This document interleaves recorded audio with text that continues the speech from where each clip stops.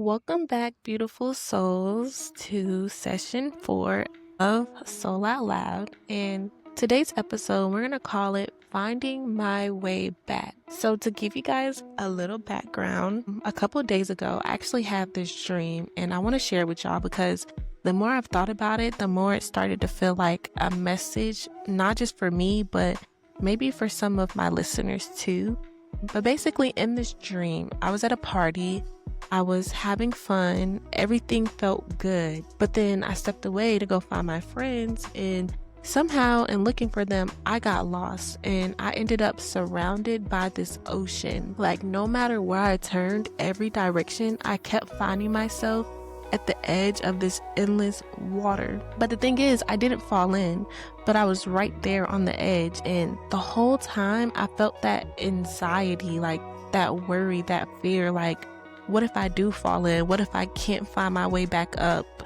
And that part really stuck with me because isn't that just like how life feels sometimes? Like you're just trying to do something simple. You're trying to find your footing. You're trying to find your people. And then suddenly you look up and you're face to face with something bigger than you, something you don't even know how to get past. For me, that ocean represented fear, uncertainty, feeling lost, especially with everything I was going through during the time. But I realized everyone's ocean looks different. For you, it might be school. It might be, constant assignments, deadlines, stress that makes you feel like you're drowning. For someone else, it could be relationships, the fear of losing someone you love, or the distance or the arguments that feel like waves are crashing over and over again. For others, maybe it's work. Maybe it's bills, responsibilities, people expecting more from you than you feel like you can give them. Or maybe your ocean isn't even something outside of you. Maybe it's like your own thoughts, anxiety, self-doubt, depression, or those voices in your head that are telling you you're never going to make this through. You're not enough, and here's the thing. No matter what that ocean looks like for you, I think we all know what it feels like to be standing right there at the edge, and that place where you just feel stuck. You're not sinking, but you're not moving forward either. And even though you haven't fallen in, the fear of possibly falling in can just feel heavy. But here's what I'll keep coming back to in my dream. I never did fall in. Even though I kept ending up at the edge, I was still standing. I was still looking for a way out. I was still trying. And that in itself is strength. Sometimes we don't give ourselves credit for the fact that we're still here, that we're still holding on, that we're still fighting. And eventually in the dream, I did find my way back. I made it back to my friends. And I think that part matters too, because it shows that, like, no matter how overwhelming life feels, no matter how lost we get, there's always a way back to ourselves, back to peace, back to the people who remind us we're not alone. So if you've been standing on the edge of your ocean, if you've been feeling that worry, that anxiety, I just want to remind you today, you have not fallen in.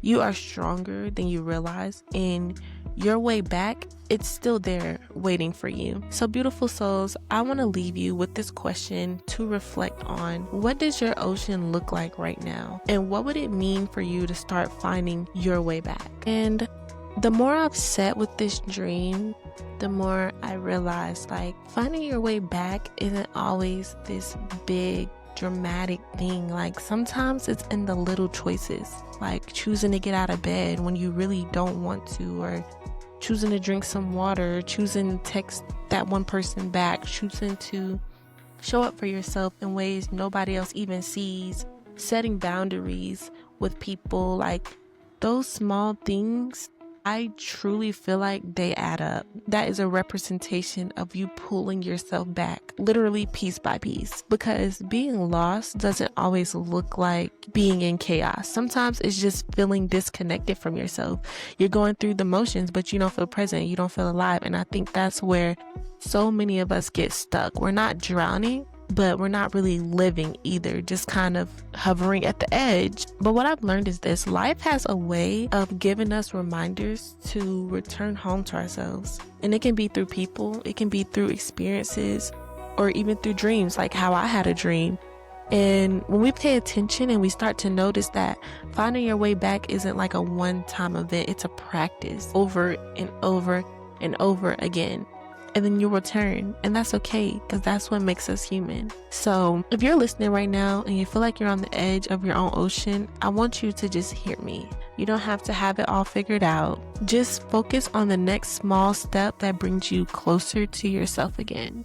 And something else I've been thinking about, like since that dream, is how sometimes finding your way back, it doesn't even mean going back to the same version of yourself. Like, it really means finding your way back to the core of who you are, but with the wisdom of everything that you've already been through.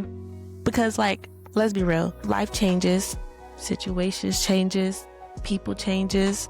There's relationships, there's heartbreaks, there's healing periods, then there's disappointments, then there's victories. Like, all of that combined shapes you. And I feel like sometimes we as people resist that. Like, we want to go back to who we used to be. But maybe the point isn't to rewind. Maybe it's to evolve. Maybe it's to rediscover ourselves in this new season and say, okay, this is me now. And that's enough, because humans are meant to evolve. And another thing about the dream, when I finally made it back to my friends, it made me think about like how important it is to have people who do keep us grounded, because we don't always find our way back alone. Sometimes we need a reminder from the people who love us, a hug, a laugh, a night out, a conversation that reminds us like, yeah, I'm not alone in this. I have a village behind me. I have people who have my back, and I have people who care. But the tricky part is not everybody has that right now. Like, some of you listening might be in a season where you feel like it's just you and your ocean. And if that's where you're at, I want you to know that that's still okay, because even when it feels like no one else sees you, you still see you. And sometimes finding your way back starts with just that, like showing up for yourself when it feels like nobody else can. And you just have to be okay with that being enough for you, even if it's momentarily or even if it's permanent. You have to be okay with that. And the edge, that place where I had kept ending up like no matter which way I turned, I don't think that was about like punishment. I think it was about alignment.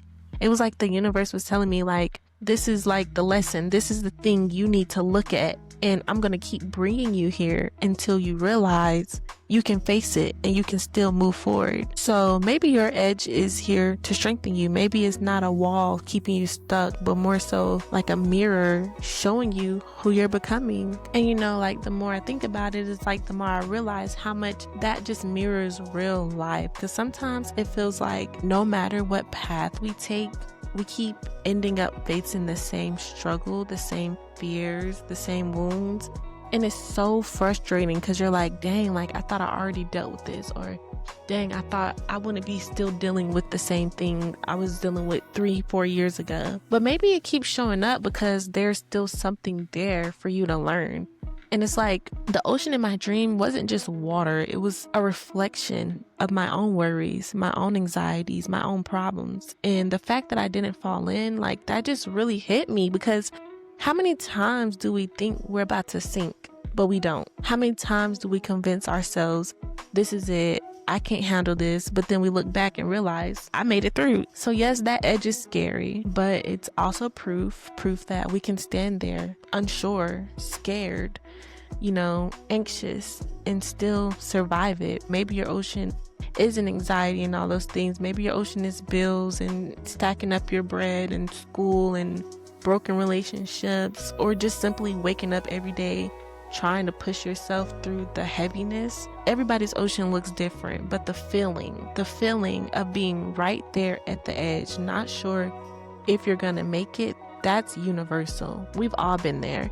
And I think the beauty in that is that even when I was scared in my dream, I still found my way back. I still returned to the people I love, and that told me something. Fear does not get the final say. Worry does not get the final say. The ocean, it might surround you, but it doesn't have to drown you. So if you're listening to this right now, and you feel like you've been circling the same edge over and over, and you feel like you're surrounded by this ocean and all these problems and all this anxiety and depression and whatever else, I just want you to really hear me and understand when I say there is a way back. and maybe it's messy and maybe it takes time, but I promise you, if you put in the effort into yourself, you will find a way back. So thank you for tuning in to Soul Out Loud, and I will see you guys on the next session.